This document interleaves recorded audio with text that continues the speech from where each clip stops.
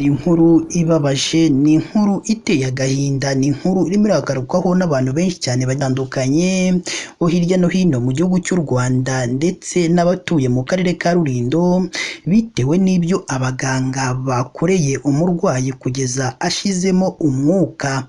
Mbese ibi ni ibiki abaganga bakoreye umurwayi kugeza ashizemo umwuka?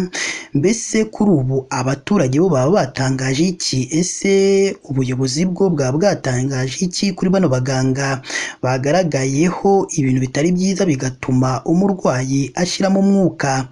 Ibi ndetse n'ibindi bigiye bitandukanye nibyo bikubiye mu makuru twaguteguriye uyu munsi. Icyakora icyo tugusaba ni kimwe gusa, ni uko wadutera inkunga uyu munsi maze ukara munsi y'iyi nkuru urabona ijambo subscribe cyangwa se abone, uhita ukandaho n'akazugira kaza nako ntugasige, nako uhita ugakandaho. Icyo gihe uzaba ushimangiye yuko ugiye kujya uba uwa mbere mu kubona amakuru meza ya KN Radio tugenda tubagezaho umunsi ku wundi. Reka twitse gatonya ubundi tuze tubavira imuzi n'imuzingo iby'ayo marorerwa yumvikanye mu karere ka Rulindo, bitewe n'ibyo abaganga bakoreye umurwayi kugeza ashizemo umwuka cyangwa kugeza avuye kuri iyi si y'abazima. Ibikomeje kubabaza abagiye batandukanye bose bumvise iyi nkuru ndetse n'abayiboneye amaso ku yandi. Reka nongere mbahe ikaze bakunzi ba KN Radio, aho tubagezaho amakuru aba arimo aragenda avugirwa mu gihugu cy'u Rwanda ndetse no hanze y'igihugu cy'u Rwanda. Ibikomeje kubabaza abo mu muryango wa nyakwigendera ndetse n'abandi bose bumvise iyi nkuru y'incamugongo yumvikanye mu karere ka Rulindo, nyuma y'aho uwo banze kuvura bamuketseho icyorezo cya Marburg gikomeje guhangayikisha abatuye u Rwanda, banze kumufasha cyangwa banze kumuvura kugeza avuye kuri iyi si y'abazima. Iyi nkuru y'incamugongo yabereye mu karere ka Rulindo mu murenge wa Murambi ku kigo nderabuzima cya Murambi. Harimo kuvugwa inkuru y'incamugongo ikomeje kubabaza abagiye batandukanye, aho abaganga banze kuvura umurwayi kugeza apfuye nyuma y'uko bamuketseho ko arwaye icyorezo cya Marburg gikomeje guhangayikisha abagiye batandukanye hirya no hino mu gihugu cy'u Rwanda ndetse no hanze y'igihugu cy'u Rwanda. Ubwo uyu murwayi yarageze kwa muganga ngo yahise ahabwa akato ntiyavurwa, bimuviramo urupfu rukomeje kubabaza abo mu muryango wa nyakwigendera. Bamwe muri abo mu muryango wa Mukakarisa witabye Imana babwiye ikinyamakuru Bwiza dukesha ino nkuru ko bashenguwe n'urupfu rw'umuntu wabo, aho bavuga ko bakimugeza kwa muganga babonye arutse amaraso bahita bamwitaza. Abo mu muryango we bavuga ko bibajije ukuntu ahawe akato kandi uyu murwayi yarasanzwe ahivuriza, bari bazi n'uburwayi yarasanganwe. Kuri ubu biravugwa ko abakozi bose bo kuri kino kigo nderabuzima cya Murambi bishize mu kato, ari nabyo bamwe mu bakigana bavuga ko uyu witabye Imana yaba yazize kubera kutamwitaho. Abagana kino kigo nderabuzima cya Murambi bavuga ko hagomba gushyirwaho uburyo abakora mu nzego z'ubuvuzi bafasha abarwayi mu gihe cy'ibyorezo, kuko bitabaye ibyo abantu bose bajya kwa muganga kwivuza bakahagwa, bitewe n'abaganga barimo guhita bishyira mu kato bakanga gufasha abarwayi bitwaje ko bababonyemo Marburg kandi batigeze bapimwa.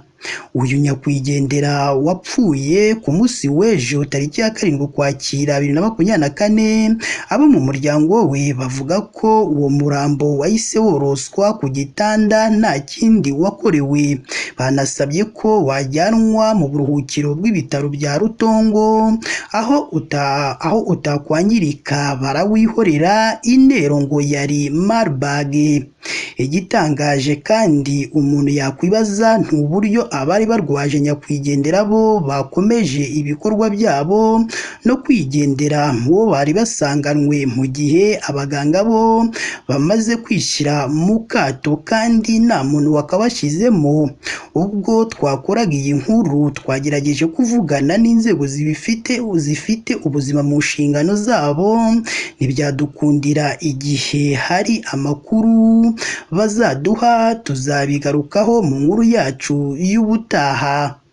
Minisiteri y'Ubuzima mu Rwanda kuri uyu wa 7 Ukwakira 2024 yatangaje ko nta muntu kino cyorezo cya Marburg kigeze gihitana mu gihugu cy'u Rwanda. Gusa abo imaze kwica muri rusange ni 12 nk'uko bitangazwa n'iyi minisiteri. Kuri ubu kandi abamaze gukira bose muri rusange ni 8, abakirwaye bose ni 36.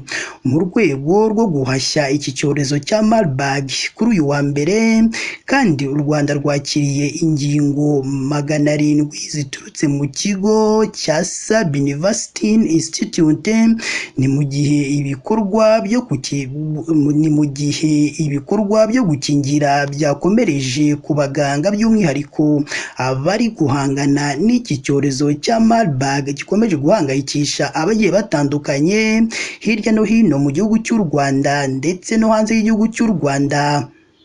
Iyi ni KN Radio ukomeje gukurikira, aho tubagezaho amakuru aba arimo aragenda avugirwa mu gihugu cy'u Rwanda ndetse no hanze y'igihugu cy'u Rwanda.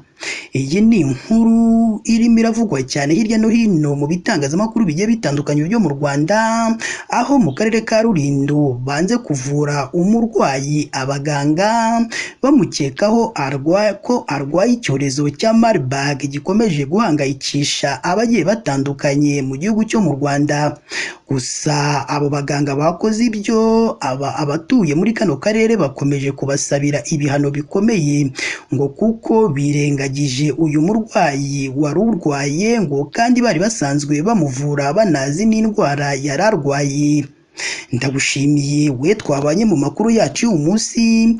Icyakora niba ari ubwa mbere dusuye, jya munsi y'iyi nkuru urabona ijambo subscribe cyangwa sabone, utukandaho n'akazugera kaza nako ntugasige nako utugakandaho.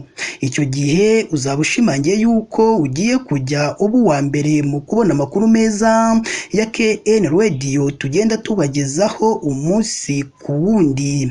Si ibyo gusa kandi ugomba no kujya hatangirwa ibitekerezo, ukaduha igitekerezo cyawe, haba ari igishima ibyo dukora ndetse n'ikitugira inama y'ibyo twazahinduramo mu makuru tugenda tubagezaho hano kuri KN Radio.